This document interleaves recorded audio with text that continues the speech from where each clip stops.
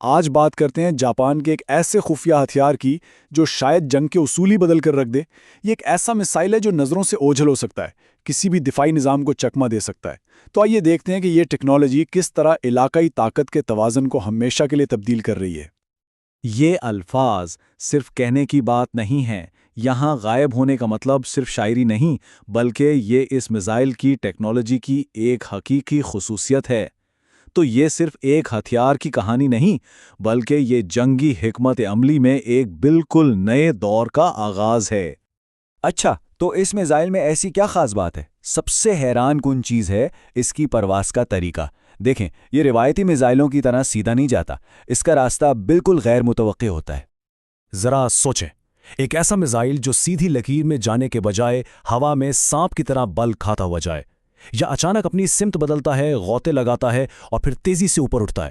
یعنی کسی بھی ریڈار سسٹم کے لیے یہ اندازہ لگانا تقریباً ناممکن ہے کہ اس کا اگلا قدم کیا ہوگا، اور یہی چیز اسے روکنے کی ہر کوشش کو ناکام بنا دیتی ہے۔ اچھا، اب ذرا اس ٹیبل کو دیکھیں، فرق بالکل صاف ہے۔ رینج تو تقریباً دگنی ہے ہی، لیکن اصل گیم چینجر ہے اس کی پرواز کا طریقہ۔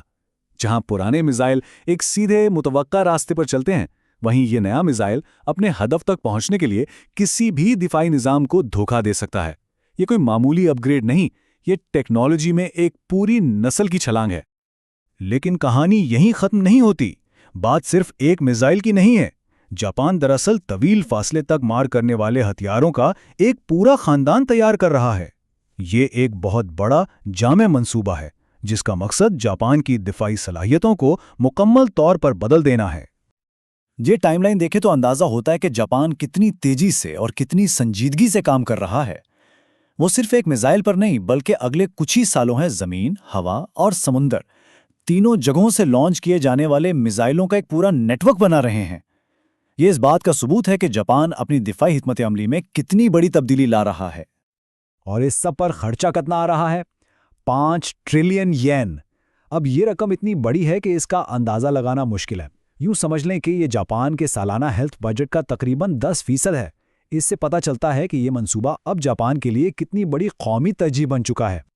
تو اب سب سے بڑا سوال یہ اٹھتا ہے کہ آخر جاپان یہ سب کچھ کر کیوں رہا ہے؟ اس زبردست فوجی تیاری کے پیچھے اصل اسٹریٹجک وجہ کیا ہے؟ اس پوری حکمت عملی کا سرکاری نام ہے کاؤنٹر سٹرائک کی صلاحیت۔ سادہ لفظوں میں اس کا مطلب یہ ہے کہ اگر جاپان کو یہ یقین ہو جائے کہ اس پر حملہ ہونے ہی والا ہے، تو وہ حملہ آور کے میزائل فائر کرنے سے پہلے ہی اس کے ٹھکانوں کو نشانہ بنا سکتا ہے۔ یہ دفاع کی روایتی سوچ سے ایک قدم آگے کی بات ہے۔ اور یہ مثال اس پوری سوچ کو بالکل صاف کر دیتی ہے۔ مطلب یہ کہ صرف آنے والے حملوں کو روکنا کافی نہیں، بلکہ جہاں سے وہ حملے شروع ہو رہے ہیں اس ذریعے کو ہی ختم کرنے کی صلاحیت ہونی چاہیے۔ تو پھر سوال وہی ہے کہ یہ سب کچھ اچانک ابھی کیوں؟ جاپان کو اپنے ارد گرد 3 بڑے خطرے نظر آ رہے ہیں۔ ایک طرف چین کی بڑھتی ہوئی فوجی طاقت، دوسری طرف شمالی کوریا کے خطرناک میزائل تجربات، اور تیسرا یوکرین کی جنگ، جس نے یہ سبق سکھایا ہے کہ صرف دفاعی پوزیشن پر رہنا کافی نہیں ہوتا۔ یہی وہ عوامل ہیں جو جاپان پر اپنی پالیسی بدلنے کے لیے دباؤ ڈال رہے ہیں۔ لیکن یہ معاملہ صرف ہتھیاروں یا فوجی حکمت عملی کا نہیں ہے، یہ اس سے کہیں زیادہ گہرا ہے۔ یہ جاپان کی اپنی قومی شناخت کا سوال ہے۔ کئی دہائیوں تک امن کی پالیسی پر چلنے کے بعد یہ قدم ایک ایسی بڑی تبدیلی ہے جس نے ملک کے اندر ایک بہت گہری بحث چھیڑ دی ہے۔ اس تبدیلی کے گہرائی کا اندازہ صرف ایک نمبر سے ہو جاتا ہے، 2%۔ یعنی اپنے دفاعی بجٹ کو جی ڈی پی کے 2% تک لے جانا۔ یہ صرف پیسے بڑھانے کی بات نہیں، یہ 70 سال پرانی پالیسی کو توڑنے کے برابر ہے۔ ایک ایسی قوم کے لیے جو ہمیشہ اپنے فوجی اخراجات کو محدود رکھنے پر فخر کرتی تھی، یہ ایک زلزلے سے کم نہیں۔ اور اس چارٹ پر نظر ڈالیں، یہ دکھاتا ہے کہ اس فیصلے کے بعد جاپان دنیا میں کہاں کھڑا ہوگا۔ امریکہ اور چین کے ٹھیک بعد جاپان دنیا کا تیسرا سب سے بڑا فوجی بجٹ رکھنے والا ملک بن جائے گا۔ یہ صرف نمبرز کا کھیل نہیں ہے، بلکہ یہ عالمی طاقت کے توازن میں ایک بہت بڑی تبدیلی ہے جس کے اثرات پورے ایشیا میں محسوس کیے جائیں گے۔ اس پوری بات کو سمجھنے کے لیے تھوڑا سا ماضی میں جانا پڑے گا۔ دوسری جنگ عظیم کے بعد جاپان کے آئین نے صاف کہہ دیا تھا کہ وہ کبھی جارحانہ فوجی طاقت نہیں رکھے گا۔ اس کی فوج کا نام بھی سیلف ڈیفنس فورسز، یعنی خود کے دفاع کی فوج ہے، جس کا کام صرف اور صرف دفاع کرنا تھا۔ اور یہی وہ سوال ہے جو آج پورے جاپان میں گونج رہا ہے۔